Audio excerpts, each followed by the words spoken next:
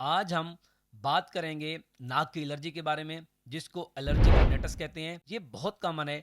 तकरीबन 15 से 20% लोगों में ये एलर्जी पाई जाती है।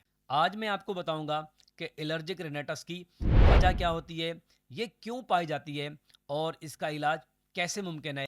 इस वीडियो में मैं आपको एलर्जिक रिनेटस के दवाइयों के इलाज के साथ साथ कुछ ऐसे टिप्स बताऊंगा, होम रेमेडीज बताऊंगा और घरेलू टोटके बताऊंगा, जिससे आप एलर्जिक रिनेटस का इलाज कर सकते हैं और इसको बेहतर बना सकते हैं। सबसे पहले ये बात करते हैं कि नाक की एलर्जी होती क्या है। जब भी आप सांस लेते हैं, उस सांस में हवा और ऑक्सीजन के साथ साथ उसमें डस्ट पार्टिकल मौजूद होते हैं, कुछ ऐसे डस्ट माइट्स मौजूद होते हैं, उसके साथ पोलन ग्रेन मौजूद होते हैं और इसके अलावा भी बहुत सारे केमिकल मौजूद होते हैं जो आप में एलर्जी करवाते हैं। उसमें जो मेन चीज़ है, पहले नंबर के ऊपर होता है, वो है पोलन, जो कि दरख्तों के फूलों से आता है।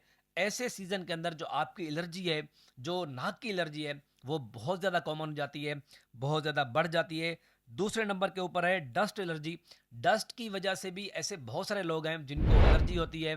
कुछ लोग ऐसे होते हैं जिनको स्मोक से एलर्जी होती है, स्मोकिंग से एलर्जी होती है, वेप या धुएं से एलर्जी होती है। तो इस सीज़न के अंदर उन लोगों में एलर्जी हो जाती है।